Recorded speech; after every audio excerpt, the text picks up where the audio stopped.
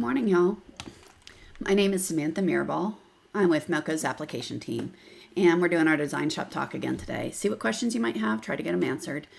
If you have questions while we're live, please type them in the chat. We're live on both Facebook and YouTube, usually every other week on a Thursday or Friday, right at this time. So if you see me looking off to the side, I've got another monitor up, and that is what I'm looking at to try to keep track of any questions that come in while we're live. Again, don't send them privately. I don't see those. So let me get started with the questions that were sent in ahead of time. And then if you have them while we're live, just go ahead and type them in and I will get to them. All right, so let's see. Excuse me. This one's kind of a loaded question. Can you talk about files and file conversions? Like a customer sends you some artwork. What type of file do you need? All right, let's stop for a moment and look at that. So artwork, you can get it in a whole bunch of formats. One makes it some make it easier on you than others. So let's take a look at that. So if I go and open on my C drive, designs, graphics, let's look at some different graphics. All right, so I'm going to open this coffee cup one, and I'm also going to open up this, I don't know, chili pepper. There we go. All right, so the chili pepper was a bitmap file, so a BMP, it could be a JPEG. It's a raster-based graphics. Raster graphics are based on pixels, meaning if I zoom in, notice it's pixelated. So with all JPEGs, bitmaps, anything that is a picture, it's not a vector, it's a picture. When you blow them up really large, you can get it a lot of blurring and where it's hard to see, particularly if it's a low quality photo. So like if you have a low quality photo and you try to scale it up, it becomes a big mess and you can't see it. So pixelated art is one that in general, you have to trace the item, right? So there are some things you can do to try to work, but assuming it's a low quality photo, what you're going to have to do is trace the artwork, meaning here I'm going to go trace this chili pepper. Okay. All right. I'm going to not really trace it, but just get this red section just to show you. And when I'm creating it, I would be creating it piece by piece, building up the design to create it, right? So if the artwork in picture format is given to you in a manner that it's kind of clean and it's simple colors and things like that, you can try using this guy right here, Stitch Graphic Region. So the Stitch Graphic Region, it will go to what it looks at for the edges of those shapes, and it will try to estimate it for you. And if the artwork is simple colors and has defined edges, it usually works really well. So you can see it found the red stuff, it found the green stuff, the black stuff. Now it's all line to line. Do you want to sew line to line? No. So you're going to have to modify this kind of stuff to then go in and, on this red, maybe you do a offset outline by a few points so that now it's overlapping it into the red and things like that. Add pull compensation. So you might have to tweak it, but at least it gets you closer where you're not having to trace the entire thing, right? So that's when you're working with JPEGs. Now, making your life easy, if you're going to ask your customer, and this is what I always tell them, I say, hey, if you have vector art in AI or SVG or EPS that is actually digitized as a vector, that is better for me, right? Because most people don't have embroidery files like a DST, XP, those sorts of things. But vector files, really the only difference between these, good morning everyone, thanks for joining. Really the only difference between your vectors and like a fill, so this vector area and a fill, is a stitch direction because it has the outline already traced for you. So all I have to do is select it and go insert stitch direction, and now I have a sew file. Hi Hannah, Lorena, and Dee, thanks. Hi. So you can do that, and that's really quick. Other ways with vectors is you could just select all the vectors and say convert. Poof, it'll do something for you, right? And then you can review it and see if that makes sense, if that looks like you want, if you need to make changes to it. But I always look at these auto conversions as it does the heavy lifting for me, but then I need to do the sanity check because I know what materials I'm sewing on, what type of underlays I need. whether it makes sense from a order perspective. You know, do I want to do the cup and then this first, and then the brown and the white and the smoke? That kind of makes sense for this one, but if for whatever reason I'm going to try to sew center out for whatever reason, well, then I might want to do this guy first, and then the bottom, and then the top. You know, so you might have to rearrange it, change your underlays, change your densities, but a lot of the heavy lifting is done. Okay, so let's go back to what the question was. So what type of file do you need? So what I always tell my clients is I prefer a vector format, you know, EPS, AI, SVG, if they have it. If not, I ask them for a 300 DPI picture. The reason I specify that is that way I don't get this 1-inch thing that I have to blow up to 10 inches to try to digitize, and I can't discern any of the features, right? So I just tell them I need a high quality image that's nice and clean, 300 DPI, or something that's saved off as a large file. Just makes tracing easier when you're not having to guess it between all the pixelated stuff. Okay, so what's going to make your life easier? A vector format. Hi. Sherry, thanks for joining. Good morning. We talked about, so your next question, sorry, this is compound. Can you talk about converting them? We did that. Do we have to completely recreate it? Not always. When you're dealing with JPEGs or low quality art, typically you're going to have to recreate those from scratch. What types to do auto convert? Use a vector. That's going to auto convert the cleanest and the quickest, and it's going to be nice and pretty. What sort of things do you need to look at that's going to be touched up? Look at overlaps, look at your underlays, your densities, check for small, like for instance, when it does a conversion, this has a little bit of it, but not much. So see, you got a whole bunch of points next to each other. Oops. Look for areas where, and this is particular where there's small jut outs and stuff, where there's like a gazillion little clicks in one area, little points. In a fill like this, it doesn't really matter, but when you're dealing with lines, each one of those clicks is going to be a needle penetration, which is going to increase your needle density in that area, and you don't want that, right? So I would just select the points and delete all the excess. So for things like that, that's the type of stuff I look for, is excessive points in an area. Check your densities. You can always go to the design checker, which is always a good tool, and that'll point out little warning areas to check for. Okay. Yeah, but that's predominantly what I look at. Okay. Yeah, so hopefully that helps some. So is there a way to change the width of text columns, like for condensed sans? Okay, so let's go look at the condensed sans. Text. All right, so condensed sans. Text. Okay, so we're looking at this guy, and let's say we want these to be narrower. What do we do? Well, this is kind of this is what I do. It's a cheat, really, but it works. So yes, you can convert it. So that was your first question. Can you convert it and change them? Yes. Or check this out. I can do negative offset and shrink it up that way. Okay, so you can do positive offset, which makes the columns wider, bolder, fatter, those sorts of things. Or I can do negative offset and it will shrink them. Okay, so that would be how I would do it. And that way it's still typable, and if I type new letters, have a spelling error, or need to change the text, I don't have to go back and redo everything. I can just change that, pull comp, and call it done. Okay, so that's my favorite way to do that. So no, you don't have to convert. You can just use pull offset and bring it negative. There's a question typed in. If we purchase DST fonts, where should we save them so DesignShop has access to them? Okay, so that's an interesting one. All right, so purchasing DST fonts, let me go find them, things I've bought, so I can have an example font. And let me see if I've already started a font this way. so I don't have to recreate everything for you. And custom.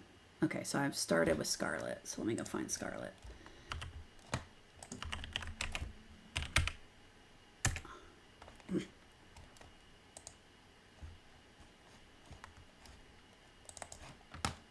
Wait, what is that font? I should just create another one. Scarlet DST.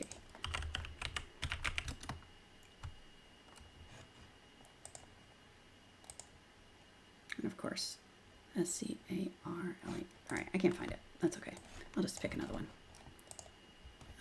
Fonts. Where are my things I bought? Not here. Things I've bought.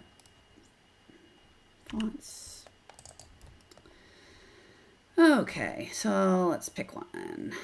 I don't know which one I like. I like the Scarlet one, but I don't see it in my little list of random fonts.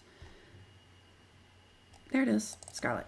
All right, so this is a DST font. When you buy DST fonts, they come in a gazillion files, right? So it's literally a DST file for every letter, okay? Now, that brings its own complications because these are typable, but they're coded to it, right?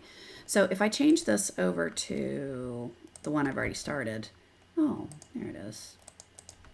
Okay. You'll see there's a way we can make these all typable, all right? So how you would do that, and this is feature of DesignShop, the new version, DesignShop 12 here. All right, so if I drag those over here, and this is a really cool feature. So I drag them all over and it opens up a bunch of files, right? So blah, blah, blah. All right. I opened up too many, but that's okay. All right, so I opened up a font. So this is the large number 6, and of course I opened up the 3-inch letters and not the 2-inch. So let me go open up the 2-inch ones. Never mind, I'll save the 3-inch file. All right, so we select this. It's supposed to be 2.8 tall, so I'm going to go Operations, Save Letter. Down here, I'm going to say create a new one. See, Scarlet DST, and then I put the size 3-inch of what it was originally based on. And here we got to put the original based on site, and it's not really 3 inches, it's 2.8, but okay, close enough. And this is the number 6, right? And say okay. All right, so now I can come over to this one, right click, save letter. It's the same one, and I'm going to say that's number 7. Okay, save this, select it, right click, save letter, 8. All right, so what this is doing, it's mapping all of those keystrokes into that font. So this file is now being linked into that font. This is a large A, so a capital A, I think. Yes, this is the lowercase a. Save letter, lowercase a. Okay, so let's look at it now. So if I come over here and I change this to be the font that I just created, it comes under custom and it's the large one. Okay, so I have the lowercase, uppercase, and then I did 6, 7, 8, 9, and I'm just typing. So you can see now that is a typable font. So it's a really cool feature where you can take any of your DST fonts and address it. Now, let's say, let me go open one with a descender. The large, what has it a descender? G, P? A P does. So we're going to do that one. Because let me show you how to adjust this. So I'm going to save this one into that same letter. It's a lowercase p. Yeah, it's a lowercase p. And now I'm going to go type something with that. Lowercase, okay. I need to actually select the font first, huh? Scarlet 3, okay. So capital A, P, well, app, there we go, that's a word. All right, notice that is not quite where a P belongs, right? Because I want the bottom to be here. So how you fix that is, this only has to happen the first time you use the letter. So all you do is grab that letter by the X. So select the text, click on the X, hold the control key down and drag it down until you have it where you want it. And then right click, save letter. And now if I delete this and Scarlet letter 3, custom 3. Yes. This warning is just telling you, hey, this is an expanded alphabet. Be very careful when you're scaling it, because use the scale tab and don't just drag things around, because it's just like any expanded file. When you start scaling them, it's not necessarily the best idea. John, I see your question. Give me a second. All right, so A, P, P. So now notice my 2 P's are where they belong rather than up in the sky. So this is new to DS12 and is a phenomenal, it's super easy to use, and it's a great tool for you to take all those DST files that you buy when they come up, and you find a pretty font and you really love it, but now you have, how many are in here? 190 individual files. And I'll tell you, it's not a whole lot of fun bringing them one at a time in to make words and then trying to line them up and stuff like that. So this really makes it easy where you can take all of those, create your own fonts, and they put them in your little list here. Okay. Now, with that said, see that little letter right there? It looks like it's punched. That's your visual that this is an expanded file. Like it's an expanded font. That'll change when it restarts. So, all right. So that, let me make sure that answered that question. Nope. Oh, that was typed in.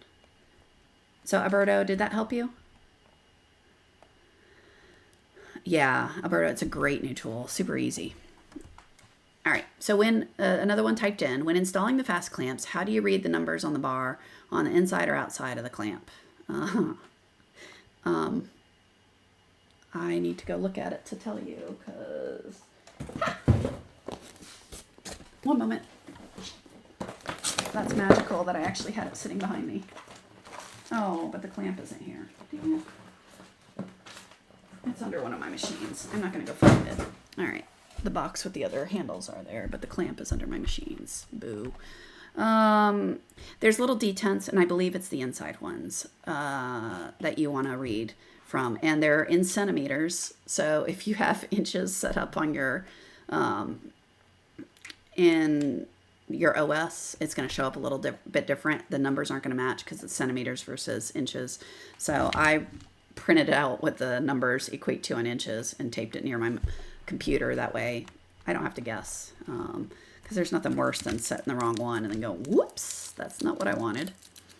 So I believe it's the inner ones, Scott, or if anyone from Melco's on, if I got that wrong, let me know. I'd have to physically look at them to be able to tell you for sure. So sorry, that's not John, not the most helpful, but I'm fairly certain it's the inner ones. Okay. All right. What other? Oh, there's another question. What is your personal favorite function of DS12? All right. So let's see. This, I love creating the new font, so that's one. Right now, everyone knows I love decoratives.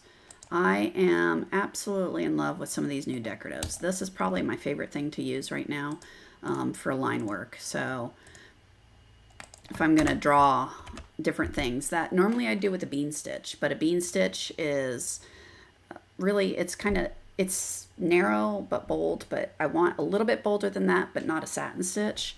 I've been using this chain stitch decorative a lot. I tend to make it a little bit narrower like that, and this thing sews out thinner than a satin stitch, bolder than a bean stitch, and it looks beautiful. So there's also a chain stitch font that uses the same thing, and it's equally great. So those decorative, let me close some of this stuff, it's making me crazy. And then this tab feature up here is new to DS12, and I use it all the time. And here's another fun thing you can do. You can separate it. So let's say you're copying things from place to place. So if this were your main design and you had all these and you want to be able to, go copy things around, I've got this tab over here. I could select it, copy, click on this one, paste, and I can move things around. So that also helped the tabs. you know, are great. So this being able to split them into separate things is really helpful, and you don't have to mess around. Whatever you click on will be the active screen. So right now this is active. Now this one's active. So anytime I click, whatever screen I have it active on will show up. The decorative, the font creation, other fun stuff I really like. There's a lot of new stuff I really like. But here on this rectangle, if you hold that down, there's this curved rounded rectangle. Click, click, and drag. Look at that. All the corners are the same. I no longer have to guess. So I'm no longer having to guess that this curve matches that curve and doing my little mirroring games. Typically when I was doing that, I'd create the shape in Illustrator because I could do it real quick with all the edges rounded, and then I'd copy it over and convert it over. So this is just a big time saver for me. Let me close this, and there's a question typed in. So, and then I can go back to features I love. But I guess I could have done close all. Window, close all. That would have been way faster than what I just did. All right, do you have a try again. Take two. Do you have a recommended way to digitize a name on a patch? Say a 5x2 rectangular patch. So let's see. Let's create one first. So I'm going to, where's my grid? Turn on my grid. 1, 2. All right, I'm just gonna guess. So I'm gonna take that. I want it to be 5x2. Hey. All right, so it's now 5x2. It's got my nice rounded corners. So I just drew that as a shape. So let's make it into a patch. So instead of a fill, I want a placement stitch. So to do that, I'm going to hold my control key down, so control is to replace a shape, shift is to add. So if you don't remember that, it's okay. Click on this, change element from one type to another, and I'm going to change it to a walk normal and say replace. Okay, so copy, paste, control C, control V, give it a new color. Control C, control V, give it a new color and change it. I'm holding it from the control key on my keyboard, clicking on that, making that 30 and a tackle stitch. All right, and then I'm gonna copy that, paste it again, change it back to a satin, make that 40 and give it another color. All right, so I now have a patch designed. So that's my placement, that's my tack down, there's my tackle stitch that holds the fabric down after I've cut it, and then there's my final stitch. Now I got to put a name on it. So there's a new feature in DesignShop, which is neat. Namer, that's not a word. All right, name. So there's this new feature over here, which is kind of fun, particularly if you're going to change names a lot. You can change this to be a text box and say apply. All right, so what that does is now I can take this and say, I want my text to always be inside of that box. All right, so now, and then that would go after my tackle. So that's where it would belong. So now if I come in here and I go, all right, let's do all caps and my name, it scales it to fit in there, right? If then I go, all right, Sam, it scales it and it still fits. If you make this to be bigger, so let's say I tell it to be a 5-inch font, so it's going to be less than or equal to that, right? So Sam, Samantha, apply, Samantha,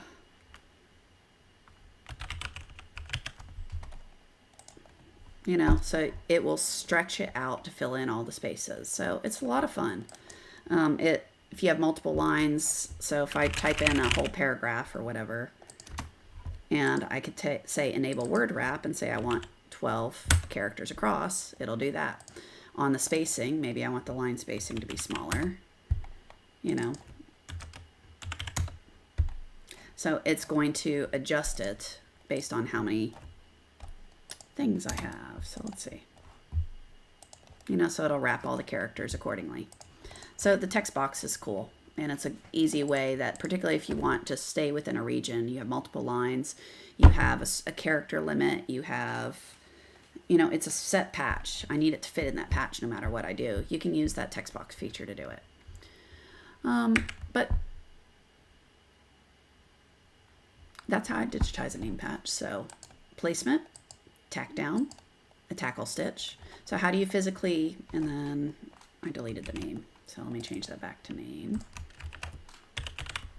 Name, there we go. All right, so how you would physically make this. So I'd take my hoop. Let's change it to a better hoop that this would fit in. All right, I don't want to use this hoop, but just to give an example. All right, so you'd hoop your plastic, your Badge Master, your 12 gauge vinyl, whatever material you're going to use to create the patch on. Usually, like I use 6 mil plastic. I can get it at Home Depot, Lowe's. It works great, and it's crazy economical. All right, so you hoop that, you sew this. You turn off the grid so you can actually see it. All right, so now what do? You go grab your fabric, whatever you're going to use, and I usually take a piece pre-cut and lay it over that shape, right? So now, literally, I've got a line sewn down and a patch or a piece of material sitting on top of it. So then I run this stitch. So that is now going to sew that fabric down. Cool. Now I go get my scissors out or my broken, this is a really easy way to, let's see, can you see it? I have no idea. Anyway, this is a really easy way to cut the fabric. I take a seam ripper and I broke the tip off. So now I can put the ball of the seam ripper against my plastic and then use the razor that's in here to cut around the patch. So I'm just pushing rather than using my scissors. So that's just a neat little tip. Neat little way to do it. Super quick. So, but basically you grab your scissors, cut around that shape as close to that line as you can. So what does that leave you with? That leaves you with some fabric sewn down onto your hoop. Cool. So now the next step you do is a tackle stitch.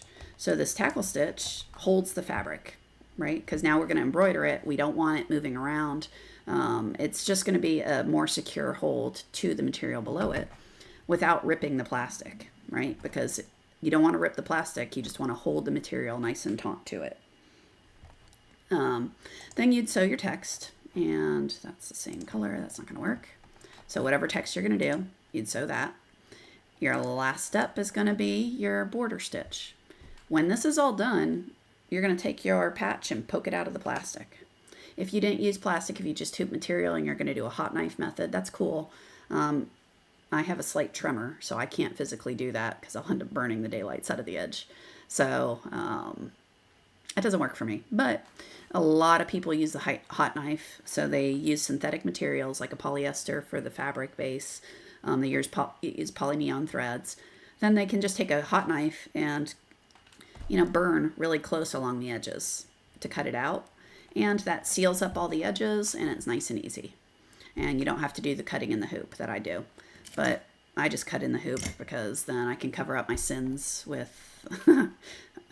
by sins I mean how I miscut or I cut like a kindergartner. I can cover that up with this border and no one sees it. So that's how I do it. We have a bunch of resources where we've done patches before. There are a bunch of different methods to do it. We have a link in the comments for you. There's other methods you can do where, for instance, and this is one that's in one of those links, I sew a file that looks like, hiding stuff, that looks like this. So it's a placement and this. So I hoop fabric and I just sew this. Then I go grab my scissors and I cut around that line. So then the second file I hoop is then going to be a placement stitch, the tack down, and then the border. So you would have two files. One where you sew out all your designs, then you'd unhoop it, grab your scissors, cut out all your shapes, and then your second file would just be these 3 steps so that you can place it down and sew a border on it, and it's nice and pretty. And you can cut in the air rather than on a hoop, which can be awkward for some if you're not using the bill nose or the double curved scissors. But that works really well.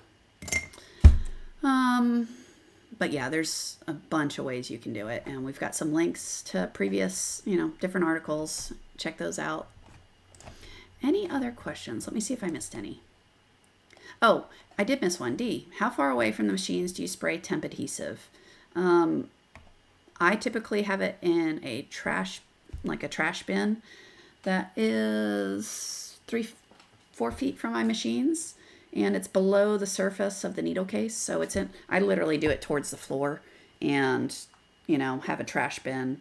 I lay the item kind of near it and spray, so the overspray goes into the trash bin and not all over my floors. So that's how I do it. I've seen other people use a big cardboard box, and again, it's near the floor so that any overspray isn't drifting onto the machines. So I would say the closest I spray it is roughly 3 feet. So, all right, did I miss any other questions? I'm scrolling to see. Got that. Cool. All right, so I think those were all the questions. How many backings do you use for chest designs for small kids, like a 3T? So 3T, I'm assuming you're talking about lightweight type fabrics. So the number of backings I use, I don't really pay attention to whether it's a 3T or a double XL, adult, anything like that. I look at the material type, and that's how I select the stabilizers we use, or I use personally anyway. The lighter weight fabric, so really thin, I tend to use either a Weblon no-show mesh. It's kind of see-through, but it's a cutaway. So it's softer, it's thin, it has no stretch to it. It's a really nice material. It doesn't weigh a lot, so you don't get that huge badge effect you can get if you use heavy stabilizers. So typically for thin, lightweight t-shirts, I'll use 2 layers of the Weblon and maybe a topper, but that really again depends on the design I'm doing. But at least 2 layers of the Weblon. There is a cut performance that works really well also, so you can use that one. Now if I'm doing a heavier weight fabric, some of the heavier cotton shirts, that I just use the 3.1 ounce cutaway. I just love that stuff. We did get a link in there for the different backings, but the 2 I use most commonly would be one of the performance wear type backings, which is going to be your Weblon or your cut performance. And then the other one I use a lot is the 3.1 ounce cutaway. That stuff is perfection. It's great. Highly recommend it. Can you tell? All right, so let's see. How would you do a flame with 3 colors, a gradient? Okay, so there is a new font in here that had custom designs. My mic is in the way, so I don't see it. Let's look at that. This is a 3-color font, which the only reason I'm showing you this because it gives you an example. So all these things down here, use them. They're good resources for you. I'm sorry, the other question. It's back on stabilizer. So give me 1 sec. I'll come back to this. What backing do you use for wet weather gear, like a rain jacket? That, if it's a thin fabric, it's thin. So I normally would go to the Weblon. Now, with that said, if you have a super dense design, which in general is not a good idea, because when you're using wet weather gear, the needle penetrations are going to ruin because you're stabbing something that's waterproof. It's going to allow water to come in. So again, I would treat that as a thin fabric, so use the performance wear. If you're doing a super heavy design, I would just go straight to the 3.1 ounce and be done with it, because that stuff is a stiffer material, not going to see the badge type effect on it. So just use a 3.1 ounce.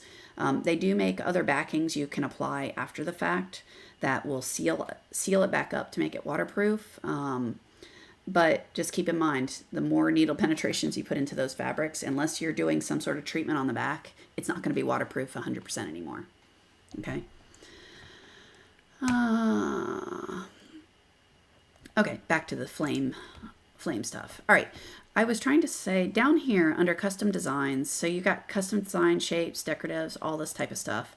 There's a bunch of stuff down here that you can look at even if you're not going to use it. It's a good thing to study because it was digitized and you can see what techniques were used to create it. So this creates a really neat little flame effect.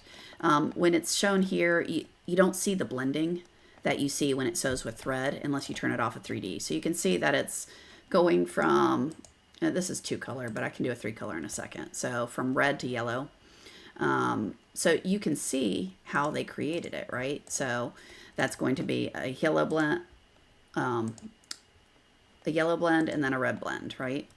So to create those, if you go into these properties, right, you can see under effects, it's done as a custom density. And then they did this one in reverse and the other one is regular, right? So let's do one from scratch to look at it. And then we'll also do a 3-color one. All right, so if I draw a shape, okay, what did I just do? Cancel all that. Where are my screens? There they are. Okay. Sorry about that. I hit a bunch of stuff and my screens went haywire on my other monitor. Okay, so I'm going to draw a box, just a quick and easy box. And I'm going to change the stitch direction to that and pretend this is in the shape of a flame. I guess I could draw a flame shape, but in the interest of speediness. All right, so if I go into the properties, I can go and say, all right, for that guy, turn on the effects, custom density, reverse. Let's make that 3, hit apply, and it's dark up here, it's light down here. Or I can say this way, it's dark down here, light up there. Now notice these little stitches, how they're kind of angled there. If you're not doing a thick border around that and you want to cover it up, and you want that to be cleaner, come over here and turn on your punto. Okay, so there's one. So I can adjust that to where the density changes by dragging this around. I like to turn on auto apply when I do this, so I can drag this around and see real time when I make changes to all of this, how does it change how it looks, right? So maybe I want that lower, this here, maybe I want to add more points, drag it around, so you can play with it. Okay, so I've got that. I can, all right, now that I messed it up, it's not gonna be as clean, but copy, paste, mirror, properties, I didn't need to mirror it. I just needed to change it to reverse, and okay. There we go. Make that yellow, and I'm gonna go into the properties. This one's going on top, so I don't need all this underlay. First one can have the underlay. This one, we don't need it. Okay. All right. So things to think about when you're creating blends. The stuff that's going on top needs to have a shorter stitch length than the stuff underneath it, right? So what do I mean by that? If I come into the property of this guy, the stitch length on this guy is 40. So when I come to the next layer, to make the thread kind of bury into what's below it so that it's more blended and not just sitting on top, you can change this to like maybe 35. All right, so it's going to add more needle penetrations to kind of push it down some. I can then take this and do copy paste, put it up here, get rid of the blend, effects, turn that off, and let's make that one orange. This guy, I'm going to take off the underlay because it's no longer the bottom anymore. Okay, so I've got red, orange in there, yellow. Maybe I don't want the yellow to extend that far. I want it to just go over. Oops, I did the red one. I'm sorry. Let's do that. Maybe I don't want the yellow to extend as far. I want it to just go into the orange section. Something like that. Or maybe I want it to go a little bit further down, or maybe I want the orange on the bottom and the red to blend into it, whatever. So you can play with them, and just keep in mind all the layers on top, you're just going to want to keep on adjusting the stitch to be lesser than what's below it, the stitch length. Okay, so yeah, another way you can do 3 colors is I can do a fill. I shouldn't have deleted those others, sorry. 0, 90. So let's do that one.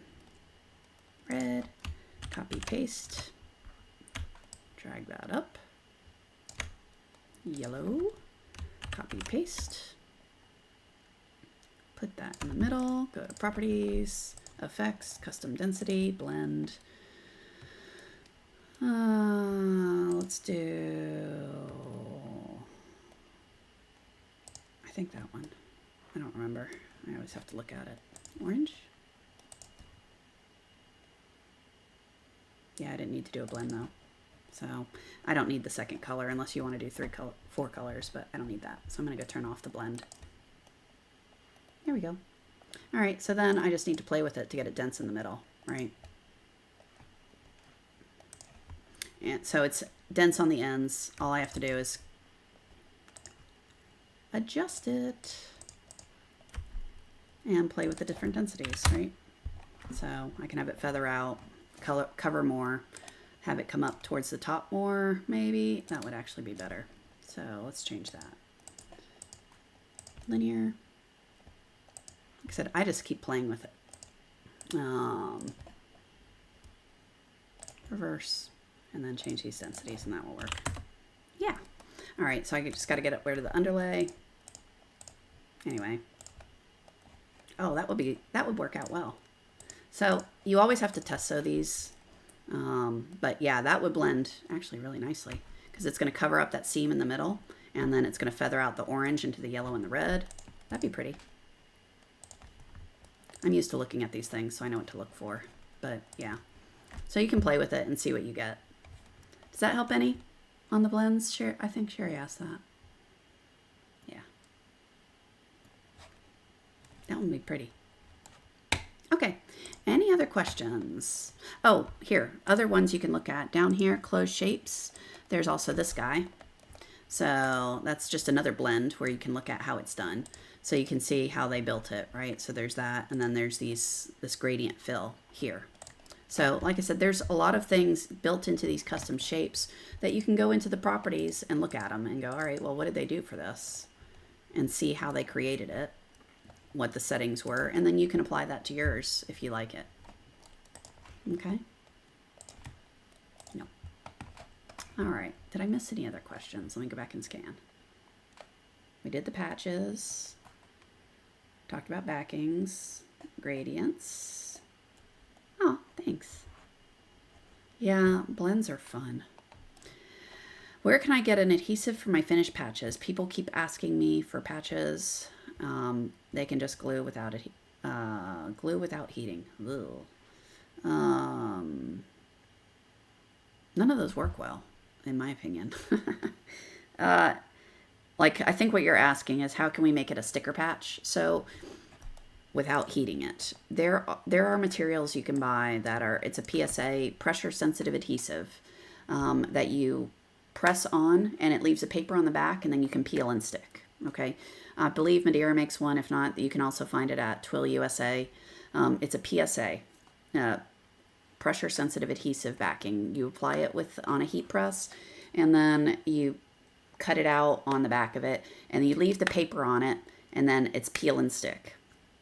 I don't find any of those work overly well long term. Okay.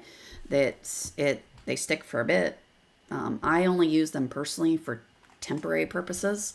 And then I go, if you heat press it, heat press that again, it'll stick better.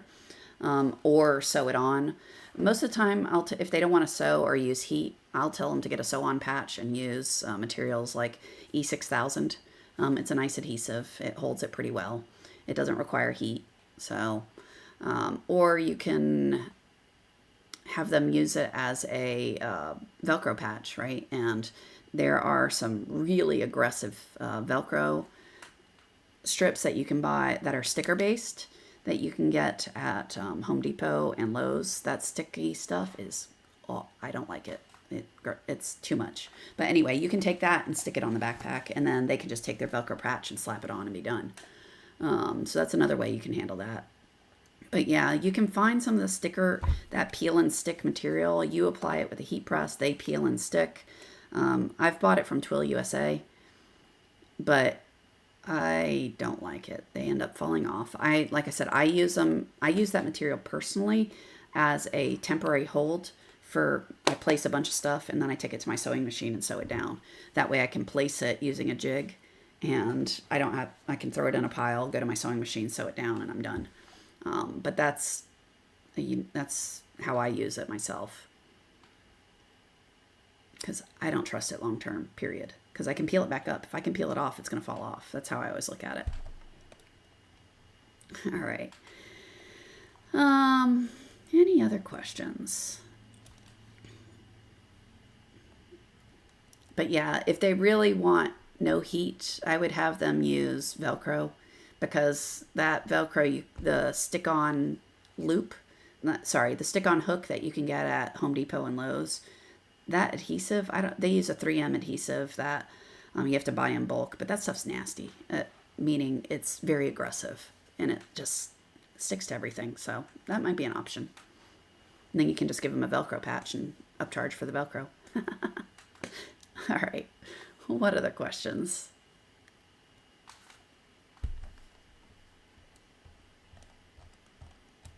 I don't see any typed in. So I guess I'll hang on for a minute or so more to see if anyone else is going to type in some questions. Otherwise, we will call it a day for this time, and we will be back next Thursday. Me, myself, and I will be back next Thursday to see what questions you might have again.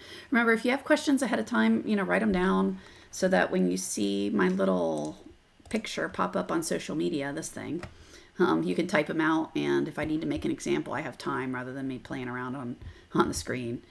Layering twill for patches, how to do it. It's like it's an applique, right? So you're just going to keep on applying different fabrics as you go and cutting them out.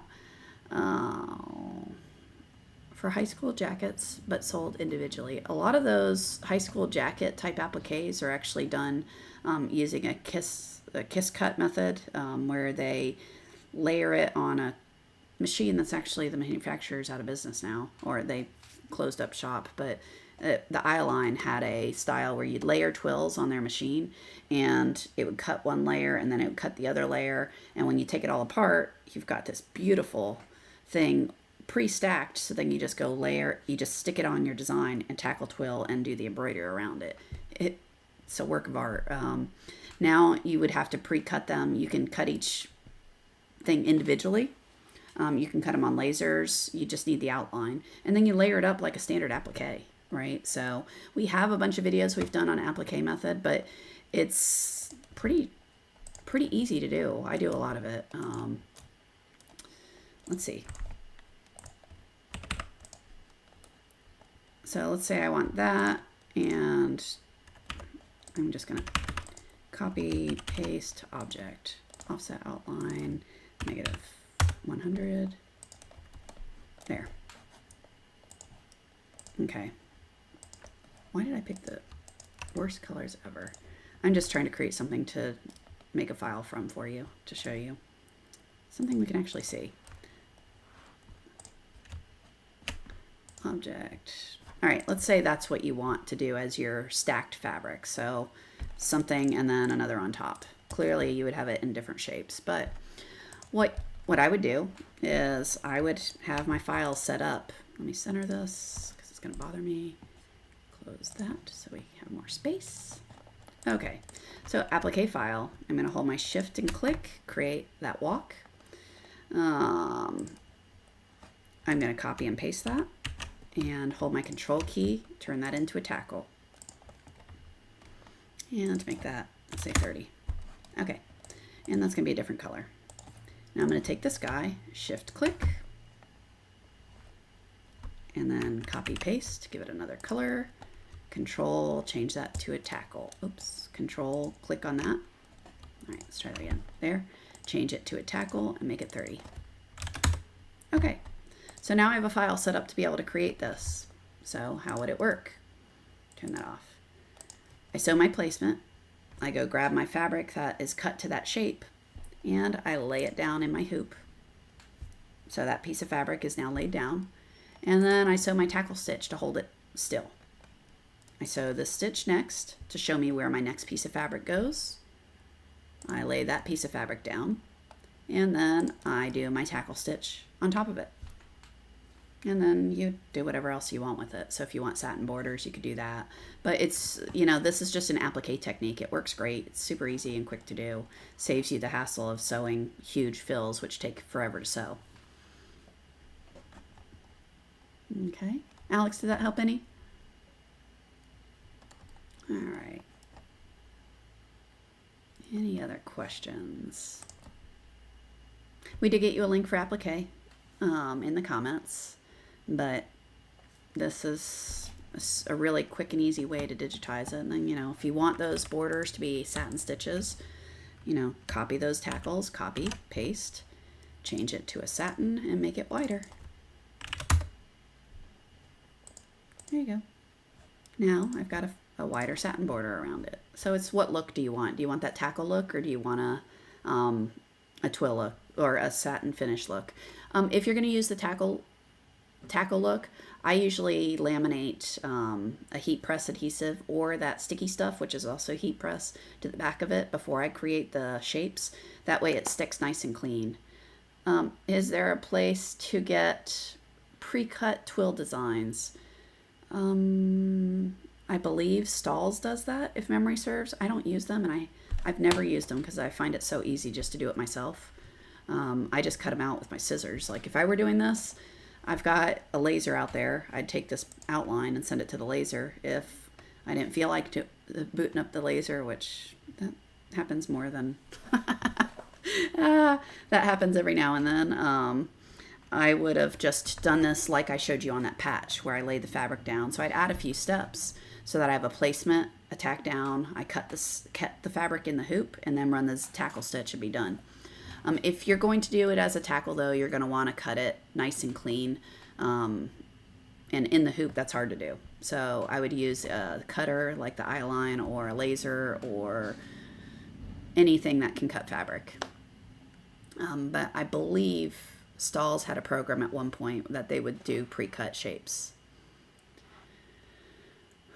Yeah, some designs look so crisp, it's too perfect to be done by hand. Yeah, those are typically where they take this border and they send it out to either, well, laser is most common because you can use a synthetic material and it sears the edges as it goes where it won't fray ever. So that's typically what's done with those, and that's what I do with them. If I'm doing a tackle, I always cut them on the laser. If I'm doing a satin border like this, it'll cover up all the edges, so it doesn't matter how crisp I cut it because the border will cover it up and make it look pretty anyway. So it's really, what look do you want? If you use a satin border, you can cut it in the hoop easy. If you're trying to do a tackle, it's better to cut it ahead of time or to cut it on a laser somewhere where you can seal the edges so it can't fray. All right, everyone. I hope these are helpful for you. Let us know what you want to learn about. Type in your questions when they pop up. Keep me entertained by doing them live. I like that. So have a fantastic weekend. I will be back. Got Learn to Row clinics all weekend. So yee-haw. You guys have a great week. I'll be back next Thursday. Thanks for joining. Bye.